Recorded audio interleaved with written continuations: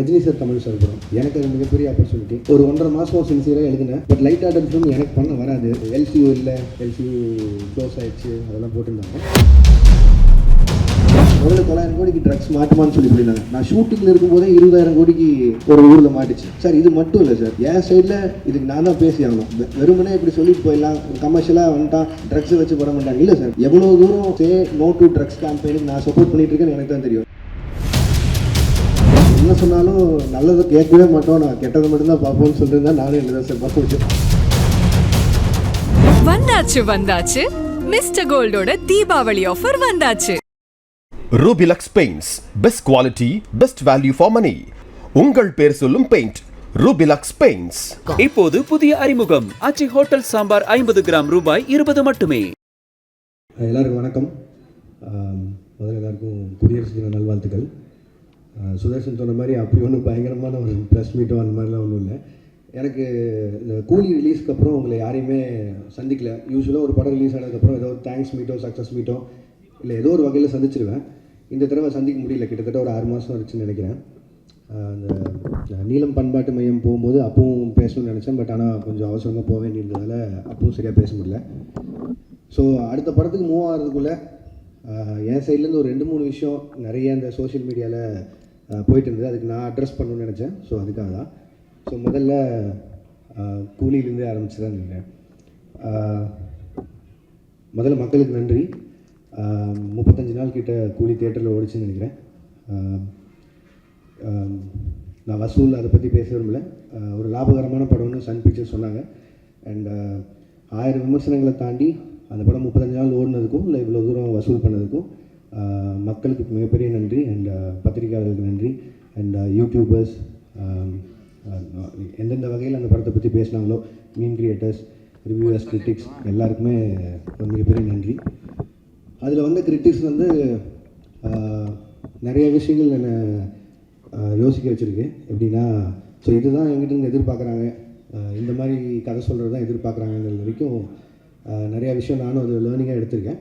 And அதை என்னோடய அடுத்தடுத்த படங்களில் அவ்வளோ தூரம் விமர்சனங்கள் இல்லாத படங்களை தர முயற்சி செய்வேன். நன்றி.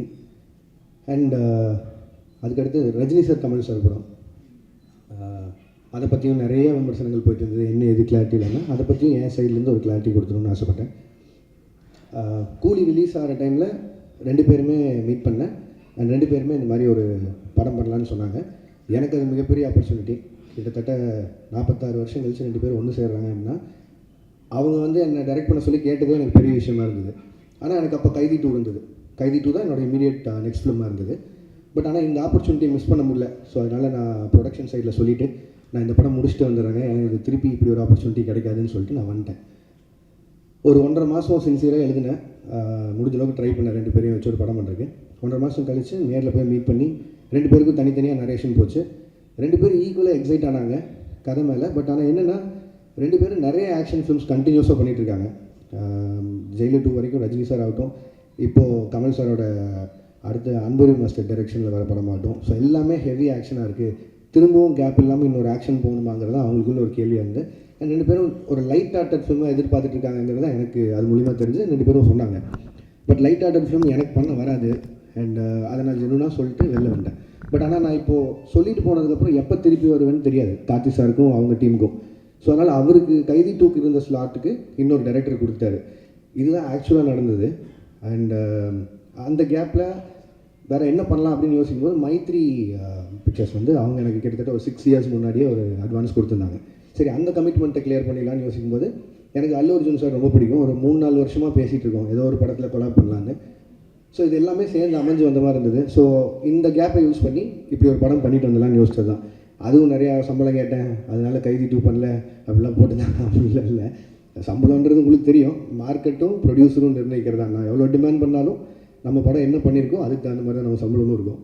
ஸோ அந்த ஒரு விஷயம் கிளியர் பண்ணணும்னு நினச்சேன். லாஸ்ட் வீக் அவங்க எல்லோரையும் மீட் பண்ணி பேசிட்டேன். ஸோ என்னோடய அடுத்த படம் கைதி 2வாக தான் இருக்கும். அது ஏன் நான் ரொம்ப சால்ட்டாக சொல்கிறேன்னா, அந்த எல்சியூ இல்லை, எல்சியூ க்ளோஸ் ஆகிடுச்சு அதெல்லாம் போட்டிருந்தாங்க. அது வந்து ஜி ஸ்குவாட் இல்லை. ஜி ஸ்குவாட் க்ளோஸ் பண்ணுறேன்னா நான் க்ளோஸ் பண்ணிடலாம். எல்சியூன்றது வந்து ஃபர்ஸ்ட் ஆஃப் ஆல் அந்த பேரே நான் வைக்கல. அது வந்து ஃபேன்ஸாக அவங்க தியரியில் எல்சியூன்னு ஒரு நாள் சொன்னது, நான் அதை ஃபாலோ பண்ணிட்டுருக்கேன். ஸோ அதை டக்குன்னு நான் ஒருத்த மட்டும் முடிவு பண்ணி இல்லை எல்சியூவில் படம் வராது அப்படிலாம் சொல்ல முடியாது. கைதி 2 ஆகட்டும், விக்ரம் 2 ஆகட்டும், ரோலக்ஸ் இண்டிவிஜுவல் ஃபிலிம் ஆகட்டும், இதெல்லாம் என்னோடய கமிட்மெண்ட்ஸ். ஸோ இதை நான் பண்ணாமல் போக முடியாது. இது எல்லாமே என்னோடய கமிட்மெண்ட்ஸ். ஸோ அதனால் எல்சியூ மூடப்படல, திருப்பி ஓப்பன் ஆகும். இந்த அல்லு அர்ஜுன் சார் படம் முடிச்சோன்னே அது இப்போ தான் ஆக்சுவலி ப்ராப்பராக ஓப்பன் ஆகும்னு நினைக்கிறேன். அண்ட் அதுக்குள்ளே ப்ரொடக்ஷனில் பென்ஸ் இருக்குது, அதுவும் எல்சியூக்குள்ளே தான் வருது. ஸோ ஏதோ ஒரு பாயிண்டில் எல்சியூ சம்மந்தமான படங்கள் வந்துகிட்டே இருக்கும். அண்ட் இதுதான் மொத்த clarity. And Aamir Khan sir படத்தை பற்றியும் சொன்னாங்க. ஆமீர் கான் சார் நானும் ஒரு படம் பண்ணுறதா இருக்குது. இப்பவும் பேசிட்டு தான் இருக்கோம். இத்தனை கமிட்மெண்ட்ஸ் எனக்கும் இருக்குது, அவருக்கும் நிறைய கமிட்மெண்ட்ஸ் இருக்குது. ஸோ அது எப்போன்னு தெரில, பட் ஸ்டில் அது பேசிகிட்டு இருக்கோம். அண்ட் அவ்வளோதான். இதுதான் நான் மேஜராக அட்ரஸ் பண்ணணும்னு நினச்சேன். இது நான் ஒரு பாயிண்டில் பதில் சொல்லி ஆகணுன்ட்டே இருந்தது. ஏன்னா ஒரு சைடு 2 சைடில் எல்லா பக்கமும் பேசிட்டே இருக்காங்க. ஸோ என்னோடய சைட்லேருந்து ஒரு கிளாரிட்டி கொடுத்துட்டு நான் அடுத்த படத்துக்கு மூவ் ஆகணுன்ட்டு இருந்தது. ஸோ அதனால தான் இந்த press meet. And thank you so much எல்லோரும் வந்ததுக்கு. உங்களுக்கு எதாவது கேள்விகள் இருந்தால் கேட்கலாம்.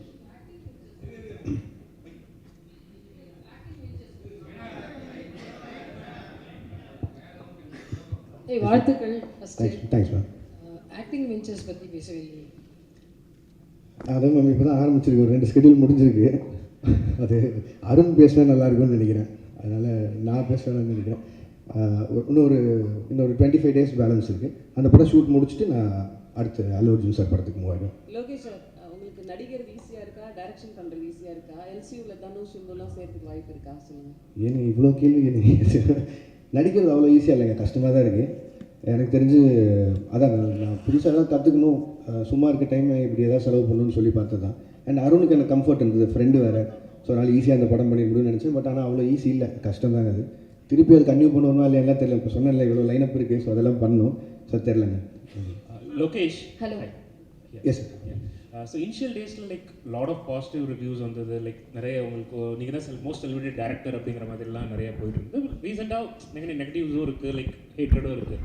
So handling both these things different spectrum, like அதை எப்படி பார்க்குறீங்க, like how you handle those? இல்லைங்க, நான் அதான் முன்னாடி தான் நான் சொல்கிறது ஒன்று தான். நான் அதை எதுவும் பர்சனலாக எடுத்துக்க மாட்டேன். ஏன்னா அது என்னோடய வேலை. இப்போ வந்து என்னோடய ஃபஸ்ட்டு படம் இல்லை கூலி, என்னோடய ஃபஸ்ட்டு படம் மாநகரம்.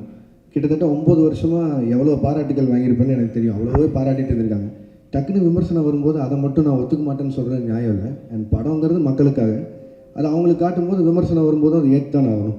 ஸோ அதனால் அதை நான் ஸ்பிட் பண்ணி பார்க்கல. அண்ட் ரெண்டாவது அதை நான் பர்சனலாக எடுத்துக்கல, அது ப்ரொஃபஷனாக மட்டும் வச்சுக்கலான் இருக்கேன். ஸோ அதனால் success and average and going அது உண்மை தானே, எல்லாருக்குமே நடக்கிறது தானே. ஸோ அதனால் நான் பெருசாக எடுத்துக்கல. Thank you. Hello, hi sir. Bhuvnesh from the Hi, Hindu. You have a very loyal and passionate fan base, sir. அவங்க உங்களுக்கு கிரிட்டிசைஸ் பண்ணுறப்போ கூட it comes from a place of emotional investment that they've had over the years. இவ்வளோ படங்கள் பண்ணதுக்கப்புறம் how do you now define the relationship that you have with your audience? இல்லைங்க, அவங்க ஜெனுவனாக பேசுகிறதுல it is not just criticism, but அதில் ஏதோ ஒரு அக்கறை இருக்குதுன்னு நான் பார்க்குறேன். இப்போ நான் எக்ஸாம்பிளாக தான் சொல்கிறேன். ஒரு 10 ஃப்ரெண்ட்ஸ் இருக்காங்கன்னு வைங்களேன், அதில் எல்லாமே சரின்னு சொல்லிட்டு யாரோ ஒருத்தர் மட்டும் இல்லைனா நீ செய்கிறது தப்புன்னா அவன் உண்மையிலேயே ஃப்ரெண்டுன்னு நினைக்கிறேன். அந்த லாயல் பேஸ் ஆஃப் ஃபேன்ஸாக இருக்காங்கன்னு நான் நினைக்கிறேன். ஸோ அதனால் I'm very happy about them. Sir Akshay from the new Indian express. நீங்கள் ஒரு ஃபியூ இயர்ஸ்க்கு முன்னாடி வந்து சொல்லியிருந்தீங்க, இந்த மாதிரி எனக்கு ப்ராஜெக்ட்ஸுக்கு நடுவில் வந்து கொஞ்சம் ஸ்பேசிங் பண்ணணும், so that I can write அப்படின்ற மாதிரி சொல்லிட்டு இப்போ நீங்கள் அடிஷ்னலாக வந்து ஆக்டிங்கும் பண்ணுறீங்க. So doesn't that defeat the purpose? இல்லைங்க, அப்படி பார்த்தா I can take lot of breaks. But பிரச்சனை என்னென்னா, இப்போ சொன்ன இந்த கமிட்மெண்ட்ஸ் எல்லாம் இருக்குல்ல, இது எல்லாமே ஒரு டைம் லைனில் இப்படி போகும்னு நினச்சி பண்ணுறோம். அது நடக்காமல் போகும்போது நம்மளுக்காக வெயிட் பண்ணுற ஹீரோஸ் இருக்காங்க, நமக்காக வெயிட் பண்ணுற ப்ரொடியூசர்ஸ் ஆகிடுறாங்க. ஸோ அதில் நிறைய அவங்களோட ஃபண்ட்ஸ் இன்வால்வ் ஆகுது. ஸோ என்னோட பிரேக்ஸ் வந்து அதில் அப்படி ஆகாது. அண்ட் இது நான் மெயினாக பண்ணணும்னு நினச்சது காரணம் என்னென்னா, ஆஃப்டர் கூலி ஐ நோ ஐ டேக் ஒரு 7-8 months பிரேக்குன்னு சொல்லி. ஸோ அந்த கேப்பில் ஒன்று பண்ணலான்னு யோசிக்கும் போது தான். அண்ட் அருண் எக்ஸ்பிளைன் பண்ணும்போதும் இந்த ஃபிலிமுக்கு ஒரு 60 days போதும் அப்படிங்கிற மாதிரி இருந்தது. ஸோ அதனால் என்னால் ஈஸியாக பண்ணிட முடியும். எதிர் வேறு எங்கேயாவது ஒரு வெக்கேஷன் போகிறதுக்கு பதிலாக இதில் போனால் கொஞ்சம் அப்சர்வ் பண்ணலாம், கற்றுக்கலாங்கிற ஒரு பாயிண்ட் தான். பட் இப்போ நம்ம ஏற்கனவே எழுதி வச்சிருந்த கதைனா அவ்வளோ ஒர்க் பண்ண தேவையில்லை. ஐ மீன் மற்ற இப்போதைக்கு அதை எவ்வளோ தூரம் கான்டெம்பரரி அடாப்ட் பண்ண முடியுமோ அதுக்கு மட்டும் பண்ணிட்டு போயிடலாம். புதுசாக போய் ஃப்ரெஷ்ஷாக ஒரு கதை எழுதணும்னா பிரச்சனை தான். ஸோ இந்த வயசில் ஓடி பார்த்துலாங்க தான். Lokesh sir, Yes, ma'am. yeah, Abhirami from Dinamalar. Hi, ma'am. First of all, thanks and appreciation for this clarification. ஏன்னா இந்த clarification இல்லாமல் நிறைய உங்களை பற்றி போயிட்டே இருந்ததுங்க. Welcome ma'am. Thank you so much for that. இப்போ நீங்கள் ஆக்டிங்கில் மறுபடியும் இது டிரெக்ஷன் ஆக்டிங்க்கு வந்திருக்கீங்க. To you have any idea to extend this acting? ஏன்னா இப்போ 2 ஸ்கெடியூல் முடிச்சிருக்கேன்னு சொல்லியிருக்கீங்க. ஸோ திரும்ப ஆக்ஷன் பண்ணலாமா, நடிக்கலாமா, இல்லை நீங்கள் டைரக்ஷனுக்கே திரும்பி போயிடலாம் அப்படின்னு முடிவு இல்லை மேம், திரும்பி போகிறதுக்கான விஷயமே இல்லை. இடையில ஸ்கூலில் லீவ் விட்ட மாதிரி தான், அந்த கேப்பில் ஓடி போய் நடிச்சுட்டு வந்துட்டேன். பட் ஆனால் என் ப்ரொஃபஷன் டைரக்ஷன் தான் மேம், அதில் தான் இருக்க போகிறேன். இதே மாதிரி திருப்பி ஒரு 6 மாதம் படங்களுக்கு நடுவில் கேப் வந்து ஒரு சின்னதாக யாராவது ஒரு கதை எடுத்தால் நடிக்கலாமா. பட் இப்போதைக்கு அந்த எண்ணெல்லாம் இல்லைங்க. அருண் படம் முடிச்சுட்டு டைரக்ஷன் போகணும். Thank you ma'am. சார், அல்லு அர்ஜுன் படம் இரும்பு கை மாயா. சார், இரும்பு கை மாயாவை அந்த கதை தான் அல்லு அர்ஜுன் பண்ணுறேன். இல்லை சார், அது வந்து இப்போ தான் அனௌன்ஸே பண்ணியிருக்காங்க சார் அந்த படத்தை பற்றி. ரெண்டாவது அவங்க ப்ரொடியூசர் சார்பாக அவங்க சைட்லேருந்து வர அனௌன்ஸ்மெண்ட் வர வரைக்கும் மட்டும் வைக்கலாம். இப்போதைக்கு ஒரு படம் பண்ணுறோம் சார். லோகேஷ் சார் இங்கே. Yes sir. சார், அதாவது கூலி படம் ரிலீஸ்க்கு முன்னால் நீங்கள் சில இன்டர்வியூஸ்லாம் கொடுத்தீங்க. அதை வந்து ஆடியன்ஸ் பாயிண்ட் ஆஃப் வியூவில் வந்து அது ஒரு எக்ஸாஜரேஷன்னு நினச்சிட்டு அதை பற்றி சோஷியல் மீடியாவில் வந்து உங்களை பற்றி நெகட்டிவிட்டியோடு பேச ஆரம்பிச்சாங்கன்ற மாதிரி தான் தோணுது. அது உண்மையிலே என்ன தான் நடந்துச்சு சார்? நீங்கள் சொன்னது என்ன, செஞ்சது என்ன, மக்கள் மத்தியில் எப்படி போய் சேர்ந்துச்சு சார்? இப்போ நான் சொன்னாலும் திருப்பி அதான் நடக்க போகுது சார். நான் வந்து ஒரு படத்தோட கலெக்ஷனை பேஸ் பண்ணி ஒரு படம் பண்ண முடியாதுங்கிறது அது என்னோட ஐடியாலஜி. சினிமாவை நான் 1000 கோடி சம்பாரிச்சு காட்டுறேன்னு ஒரு படம் எழுதவே முடியாது. நான் அதான் முன்னாடியும் சொல்கிறேன். பட் ஆனால் என்னென்னா, நம்ம டெக்னீஷியன்ஸும் நம்ம கூட இருக்கவங்க யார் எவ்வளோ சொன்னாலும் அவங்க அந்த படத்து மேலே இருக்க எக்ஸைட்மெண்ட், ரஜினி சார் மேலே இருக்க எக்ஸைட்மெண்ட், அவ்வளோ ஸ்டார்ஸை பார்த்த எக்ஸைட்மெண்ட்டில் இந்த 1000 கோடிங்கிற பிரச்சனையை ஆரம்பிச்சிடுவாங்க ஸ்டார்டிங்லேருந்து. இப்போ அதனால 500 கோடிக்கு சம்பாரிச்ச படம் கூட இப்போ வந்து நான் பதில் சொல்கிற நிலைமைக்கு ஆயிடுச்சு. கிரிட்டிசிசம் அதெல்லாம் விட்டலாம். பட் ஆனால் கொடுத்த இன்டர்வியூஸுமே சரி, நான் அதை ரொம்ப ஸ்ட்ரெஸ் பண்ணியே சொல்லிட்டு இருந்தேன். இந்த மாதிரி 1000 கோடிங்கிறத ப்ரெஷரைஸ் பண்ண வேணாம், அப்படி ஒரு படமாக எக்ஸ்பெக்ட் பண்ணாதீங்க. ஒரு commercial film Rajini sir enjoy பண்ணுற மாதிரி ஒரு படம் இருக்கும் தான் நான் முன்னாடி இருந்து எல்லா இன்டர்வியூலையும் சொன்னேன். பட் எனக்குமே வந்து ஏதோ ஒரு பாயிண்டில் ஒரு டிரான்ஸ்பரன்சி, ஒரு அளவை மெயின்டைன் பண்ணுங்கிறது நான் இந்த படத்துலேருந்து என்னோடய லேர்னிங்காக இருக்க போகுது.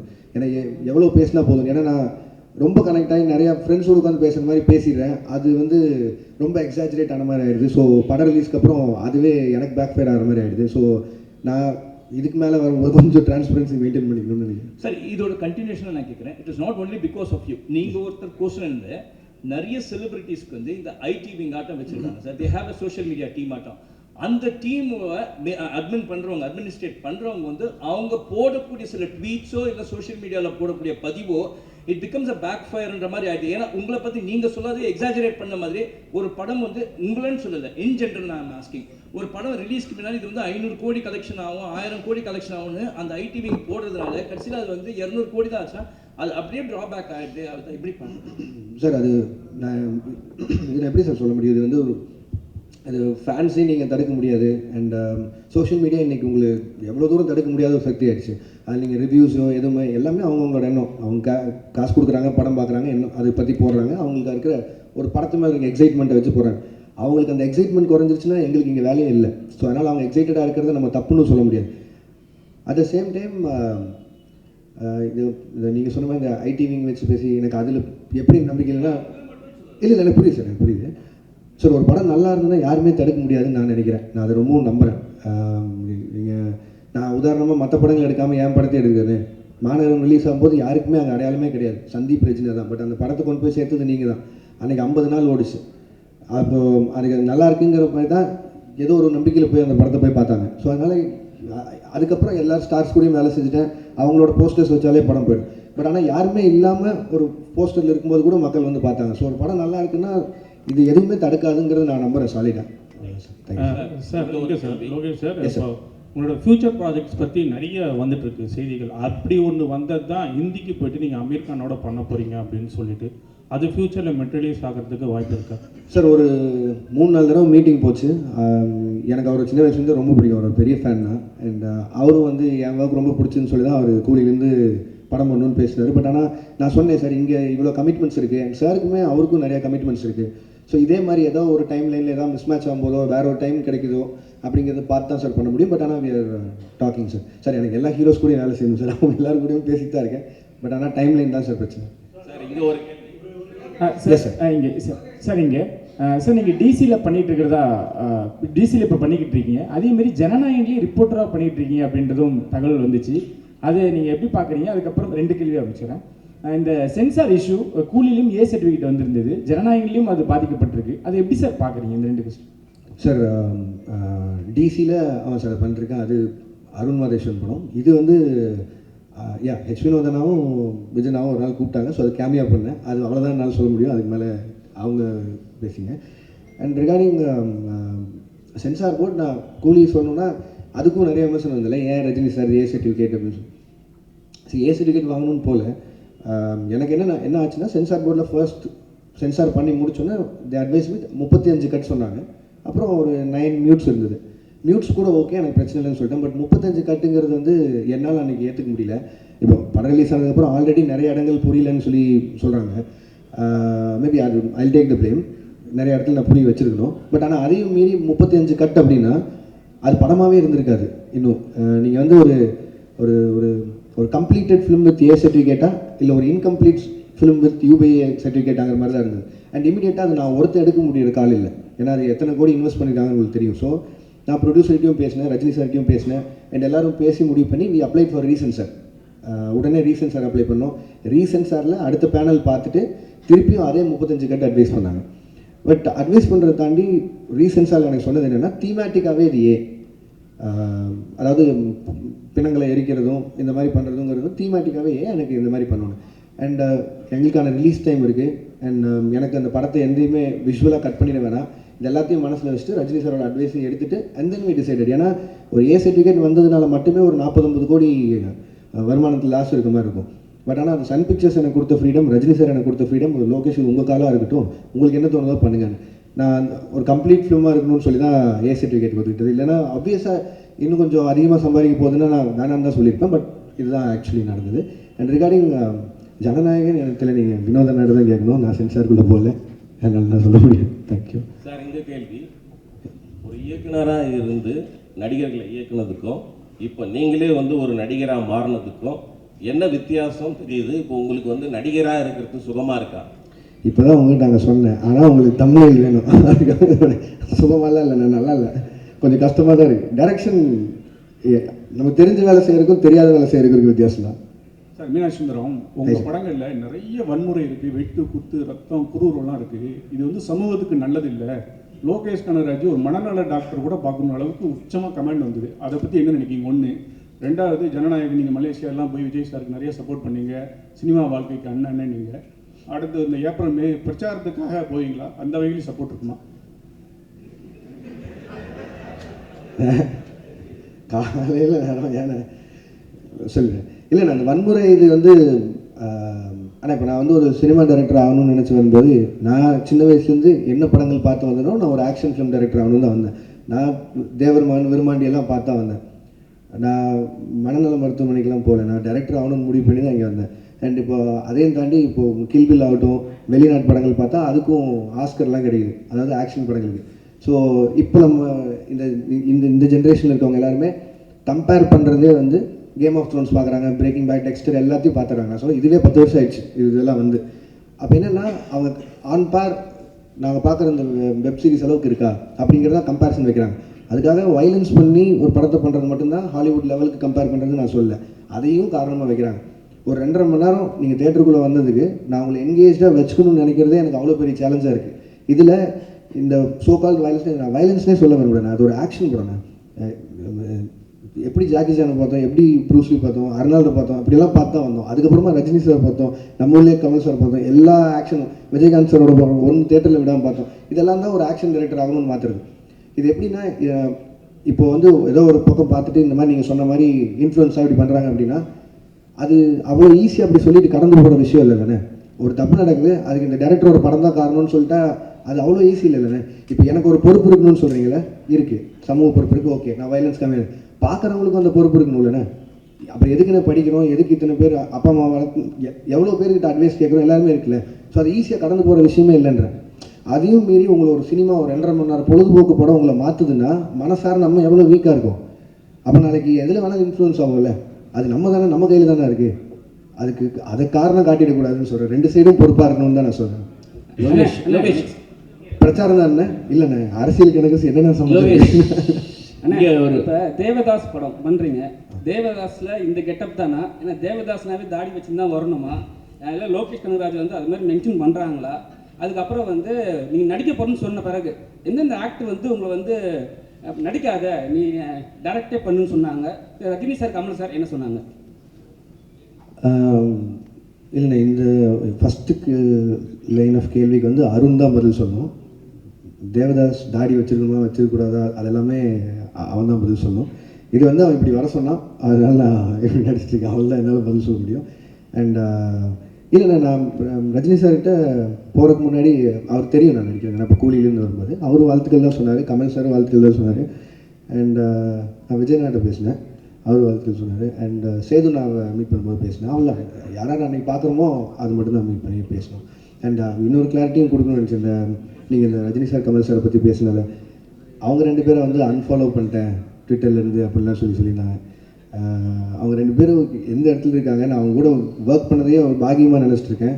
நான் ஒரு ஊர்லேருந்து வந்து 2 பேரையும் டைரக்ட் பண்ணிட்டேங்கிறத ஒரு 2 வருஷத்துக்கு முன்னாடி ஸ்க்ரால் பண்ணும்போது லைக் போட்டதுக்கே நான் எவ்வளோ பதில் சொல்கிறேன், தெரியாமல் லைக் பண்ணதுக்கு எவ்வளோ பதில் சொல்கிறேன்னு எனக்கு தெரியும். இன்றைக்கி தேதிக்கு அப்படி யாராவது அன்ஃபாலோ பண்ணிட முடியுமா, இல்லை அது எப்படி பாசிபிளாக இருக்கும்? அது ஏன் நான் சொல்கிறேன்னா, இப்போ எங்கள் அம்மாக்கெல்லாம் வந்து ட்விட்டர்னு என்னென்னு தெரியாது, ஃபாலோ அன்ஃபாலோன்னு என்னென்னு தெரியாது. ஆனால் அவங்க எனக்கு ஃபோன் பண்ணி ஏன்டா Kamal sorry Rajini sorry unfollow பண்ணுறேன்னு கேட்குறாங்க. ஏன்னா நான் சொல்கிற கூட நம்ப மாட்டாங்க, நீங்கள் சொல்கிறது தான் நம்புகிறாங்க. அதனால தான் நான் சொல்லியிருக்கேன். அந்த மாதிரி அன்ஃபாலோ பண்ணுறதோ அப்படி எதுவும் இல்லை. அதையும் மீறி இந்த மாதிரி ஏதாவது சென்சிட்டிவான விஷயம் இருந்ததுன்னா என் சைட்லேயோ இல்லை என் டீம் சைட்லேயோ யாராவது கிட்ட கேட்டு கொஞ்சம் எழுதுனீங்கன்னா பேசுனீங்கன்னா நல்லாயிருக்கும்னு நினைக்கிறேன். அதை வேண்டுகோளாக வச்சுக்கிறேன். மலேசியா போனதுக்கு அப்புறம் இங்கே தானே மலேசியா போனதுக்கு அப்புறம் உங்கள் டிவிக்கு அந்த விஜய் ரசிகர்லாம் முடிச்சு கொண்டாடுறாங்க, ஏன் கொண்டாடுறாங்கன்னு யோசிச்சு பார்த்தீங்களா? இல்லை புரியல, யோசனை.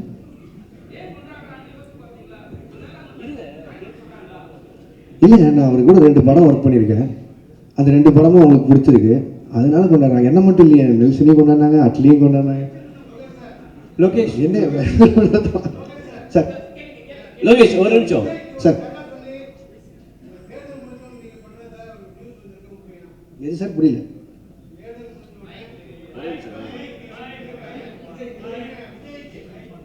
இல்லை இல்லை சார், அப்படியெல்லாம் எதுவும் நடக்கல சார். லோகேஷ் ஒரே நீங்க அல்லு அர்ஜுனை வச்சு அட்லியும் பண்றாரு, அல்லு அர்ஜுனை வச்சு இப்போ நீங்க லோகேஷ் கனகராஜன் பண்ண போறாரு. ஸோ 2 பேருக்கும் உள்ள அந்த காம்பினேஷன்ல ஒரு ஹெல்த்தியான ஒரு காம்படிஷன் இருக்குமா, யார் பெஸ்ட்டாக பண்றது அல்லது யார் படத்தை பீட் பண்றது அப்படின்னு சொல்லி? இல்லைங்க, 2 பேருமே எங்களோட அடையாளம் தமிழ் இண்டஸ்ட்ரி. ஸோ முடிஞ்ச அளவுக்கு இங்கே இருக்கிற இண்டஸ்ட்ரியை எவ்வளோ தூரம் மேலே கொண்டு போகிறோங்கிறது ஐடியா. அது அட்லீஸ்ட் சைடில் அவர் ட்ரை பண்ணுறாரு, என் சைடில் நான் ட்ரை பண்ணுறேன். 2 பேரும் ஃப்ரெண்ட்ஸ் தான். ஸோ அதனால் யார் படம் ஜெயிச்சாலும் அதிகமாக சம்பாதிச்சாலும் சந்தோஷம் தான். ஸோ தமிழ் இண்டஸ்ட்ரியில் இருந்தாலும் போதும். 2 பேருமே லோகேஷ் உங்களுக்கு ஸோ என்னென்ன படங்கள் அப்டேட் பண்ணுங்க சார் உங்கள் ப்ரொடக்ஷன்? எஸ் மேம், அது ப்ரொடக்ஷன் ஐடியாவே வந்து எனக்கு இந்த பொட்டென்ஷியல் ட்ரீம் வாரியர் பிக்சர்ஸ் அவங்களோட அந்த டைமில் அவங்க கண்டினியூஸாக படங்கள் பண்ணிருந்தாங்களே, மாநகரம், மாயா, அருவி, ஜோக்கர் அந்த மாதிரி. ஸோ அது மாதிரியான ஒரு சின்ன பட்ஜெட்டில் படங்கள் பண்ணுங்கிறது ஆசை. இப்போதைக்கு மிஸ்டர் பாரத்னு சொல்லிட்டு நிரஞ்சன் டைரக்டர் அவர் எடுத்த படம், அது முடிஞ்சிச்சு, போஸ்ட் ப்ரொடக்ஷன் இருக்குது, ரிலீஸ்க்கு தயாராகிட்டு இருக்குது. ரத்னகுமார் டைரக்ட் பண்ணுற படம் 29ன்னு சொல்லி, அது நானும் Karthik Subbaraj sir, Karthik Santhanam, Stone Bench அவங்களும் சேர்ந்து தயாரிக்கும். அந்த படமும் ஷூட்டிங் முடிஞ்சிச்சு, அது போஸ்ட் ப்ரொடக்ஷன் ரெடி ஆகிட்டு இருக்கு. அண்ட் பாக்யராஜ் கண்ணன் டைரக்ட் பண்ணுற படத்தில் வந்து பென்ஸ், அது ஷூட் போயிட்டுருக்கு. அது எனக்கு தெரிஞ்சு பெரிய படம், அதனால் அது கொஞ்சம் ஷூட் போகும், இன்னும் கொஞ்சம் நிறையா ஷூட் போகும்னு நினைக்கிறேன். ஸோ இதில் மிஸ்டர் பாரத்தும் பென்ஸும் வந்து நான் மட்டும் ப்ரொடியூசர் இல்லை, என் கூட சுதன் சார் அண்ட் ஜெகதீஷ் அவங்களோட கம்பெனிஸும் இன்வால்வ் ஆயிருக்கு. இதுதான் இப்போதைக்கு. லோகேஷ் லாஸ்ட் ஒரு கேள்வி, உங்களை பற்றி சோஷியல் மீடியாவில் லோகேஷ் எஸ் சார், உங்களை பற்றி சோஷியல் மீடியாவில் ஒரு நடிகையோட சேர்த்து காதல் லவ் அது இதுன்னு வந்துட்டு இருந்தது. இல்லை நீங்கள் ஏதாவது அந்த மாதிரி போயிட்டு இருக்கா, ஃபேமிலியாக போகிறீங்களா? இல்லை சார், இல்லை சார், எனக்கு ஆல்ரெடி ஃபேமிலி இருக்குது சார், நான் பிள்ளை இல்லை. Second family. Thank you sir, thank you sir, thank you sir. Sir ஒரே ஒரு சின்ன கேள்வி என்னன்னா, அது முக்கியமான கேள்வியும்,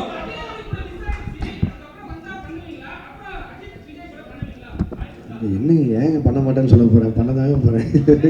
லோகேஷ் இல்லைங்க, அது மிஸ் ஆகிறத தாண்டி இல்லை, என்னால் அப்படி இல்லை. ஒரு அவங்க நான் ஆக்ஷன் படம் பண்ணணும்னு நினச்சேன், பட் ஆனால் அவங்க ஒரு லைட் ஹார்ட்டட் படம் கேட்டாங்க, என்னால் பண்ண முடியல. அது அந்த டைமில் இல்லை, கண்டிப்பாக வேறு யாராவது பண்ணுவாங்கன்னு நினைக்கிறேன்.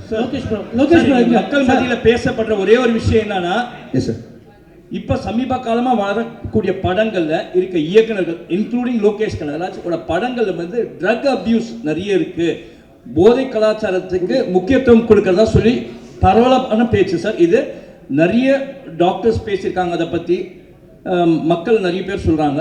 இதை பற்றி உங்களோட கருத்து என்ன? அதே மாதிரி இந்த மாதிரி ட்ரக் யூசேஜை வந்து படத்தில் வந்து பிக்சரைஸ் பண்ணுறது நல்லதா?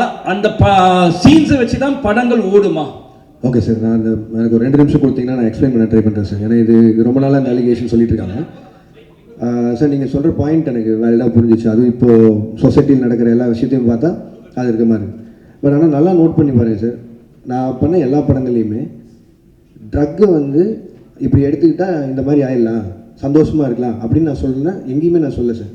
நான் கமர்ஷியல் படமே பண்ணாலும் அதில் நான் எனக்குன்னு ஒரு சொசைட்டி கன்சர்ன் இருக்குது சார். அதை மீறி நான் பண்ணதில்லை. நீங்கள் மாநகரம் எடுத்துட்டிங்கன்னா அதில் கடைசியில் அவர் சொல்லுவார், மனுஷங்க செய்கிற தப்புக்கு ஊரை கொத்த சொல்லி எந்த தப்பும் இல்லைன்னு. கைதி எடுத்துட்டிங்கன்னா கார்த்தி சாரும் சரி, மரியம் ஜாட் சாரும் சரி, கடைசியில் இது எத்தனையும் எரிச்சு தாண்டா போவோம், இந்த நாயினால தான் உருப்படாமல் போகுதுங்கிற ஒரு வார்த்தையை சொல்லி தான் அதை மொத்தம் எரிப்பாங்க. நீங்கள் மாஸ்டரில் எடுத்துட்டிங்கனாலும் நான் இதே தான் சொல்லியிருப்பேன். அது எப்படி 18 வயசு கீழே இந்த உனக்கு ஆகல, நீ தேட்டருக்குள்ளே போகாதுன்னு சொல்ல முடியுதோ, எப்படி வந்து சாராயமும் பீடியும் அவன் கையில் கிடைக்குதுன்னு. கமல் சாரை வச்சு இந்த ட்ரக் ஃப்ரீ சொசைட்டிக்கான மரியாதை என்ன, அது இப்படி ஆச்சுன்னா என்ன ஆகுங்கிறத அவங்க வச்சு சொல்லியிருக்கேன். இது என்னென்னா, எனக்கு கிடைச்ச ஹீரோஸ் மூலிமா எவ்வளோ தூரம் உறக்க இதை சொல்ல முடியுமோ அதை நான் சொல்லிகிட்டே தான் இருக்கேன். அது நீங்கள் சொல்லணுன்னா ஒரு பாயிண்டில் இவ்வளோ ட்ரக்ஸ் இருக்குங்க. நான் கைதி படம் முடிக்கும்போது முதல்ல 900 கோடிக்கு ட்ரக்ஸ் மாட்டுமான்னு சொல்லியிருந்தாங்க. நான் ஷூட்டிங்கில் இருக்கும்போதே 20,000 கோடிக்கு ஒரு ஊரில் மாட்டுச்சு. ஸோ இது வந்து எதுவுமே நான் சொல்லி தரல. 20,000 கோடி நான் சொன்னது 900 கோடி தான் சொல்லியிருந்தேன். அப்படி பார்த்தாலும் கம்மி ரேஷியோவில் தான் சொல்லியிருந்தேன். இது இந்த சொசைட்டியே எவ்வளோ கஷ்டப்படுதுன்னு சொல்கிறேன் சார். இது மட்டும் இல்லை சார், என் சைடில் இதுக்கு நான் தான் பேசி ஆகணும். வெறுமனே இப்படி சொல்லிட்டு போயிடலாம், கமர்ஷியலாக வந்துட்டான் ட்ரக்ஸை வச்சு படம் பண்ணிட்டான் இல்லை சார். எவ்வளோ தூரம் சே நோ டு ட்ரக்ஸ் கேம்பெயினுக்கு நான் சப்போர்ட் பண்ணிட்டு இருக்கேன்னு எனக்கு தான் தெரியும். என் சைடில் அவ்வளோ கேம்பெயின்ஸ் நடந்துட்டுருக்கு. ஒவ்வொரு காலேஜாக போய் இது ப்ரொபகண்டா மாதிரியே பண்ணிகிட்டு இருக்கேன். ஒரு 15,000 ஸ்டூடெண்ட்ஸை ட்ரக்ஸை தொட மாட்டேன்னு பிளட்ஜ் எடுக்க வச்சுருக்கேன். கோயம்புத்தூர் கமிஷனர்கிட்ட சே நோ டு ட்ரக்ஸ்ன்னு சொல்லி அந்த தலைப்பில் ஷார்ட் ஃபிலிம்ஸ் பண்ண வச்சு, கோயம்புத்தூர் இருக்க எல்லா காலேஜையும் மொத்தமாக வச்சு ஒரு 60 ஷார்ட் ஃபிலிம்ஸ் வந்து அதில் யார் ஃபஸ்ட்டு வராங்களோ அவனை அசிஸ்டண்ட்டாக சேர்த்துறேன்னு சொல்லியிருக்கேன். அவன் தான் இப்போ என் அசிஸ்டண்ட். ஸோ இது எல்லாமே என் சைட்லேருந்து நான் பண்ணிட்டு இருக்கேன் சார். இது வெறும் ஜஸ்ட் ஒரு சினிமாக்காக பண்ணணும் இல்லை, இது சொல்லணுன்னு இருந்தது சொன்னேன். அண்ட் இப்போ நான் சொல்கிறேன், பெரிய ஹீரோஸை வச்சு சே நோ டு ட்ரக்ஸ்ன்னு சொல்கிறது அது ஒரு கன்சர்ன். அது நான் சொல்லி தான் ஆகணும்னு நினச்சிருக்கேன். எஸ் சொல்ல நோ சொல்லியிருக்கேன். அதை எல்லாரும் உறக்க சொல்கிறாங்க, ஹீரோஸும் சேர்த்து. இந்த எல்சி உருவானதும் தான் இதில் திட்டவட்டமாக கமல் சார் சொன்ன மாதிரி தான் ட்ரக்ஸு இந்த சொசைட்டிக்குள்ளே வேணான்னு தீவிரமாக இருக்கிற தீவிரவாதின்னு அவர் சொல்லியிருப்பார்ல, அதை தான் நானும் கமர்ஷியல் ஃபார்மேட்டில் சொல்ல ட்ரை பண்ணுறேன். பட் ஆனால் நான் என்ன சொன்னாலும் நல்லதை கேட்கவே மாட்டோம், நான் கெட்டதை மட்டும்தான் பார்ப்போன்னு சொல்லியிருந்தா நானும் என்ன தான் சார் பண்ண முடியும். மேபி நான் பண்ணாமல் விட்டுறேன். அதனால பண்ணாமல் விட்டா சொசைட்டி மாறிடும்னா அது குட் தான். நான் அது பண்ண போகிறேன். Thank you sir. இன்வைட் அழைச்சிட்டு எல்லோரும் வந்ததுக்கு ரொம்ப நன்றி sir. And with your wishes and blessings என்னோட அடுத்த படத்துக்கு மூவ் ஆகிறேன். Thank you sir. Thank you so much. அது இது அப்படி இப்படின்னு எப்படி பார்த்தாலும் இதுதான் ஹிட்டான offer. Rubilux paints, best quality, best value for money. உங்கள் பேர் சொல்லும் paint Rubilux paints. Hotel sambar இப்போ வீட்லயே சமைக்கலாம்.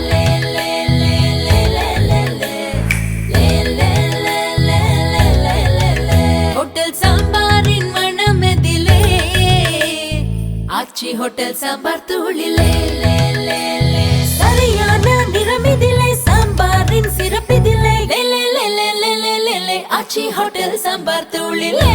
இனி ஹோட்டல் சாம்பார் இப்போ வீட்லயே சமைக்கலாம். ஆச்சி ஹோட்டல் சாம்பார் தூள்.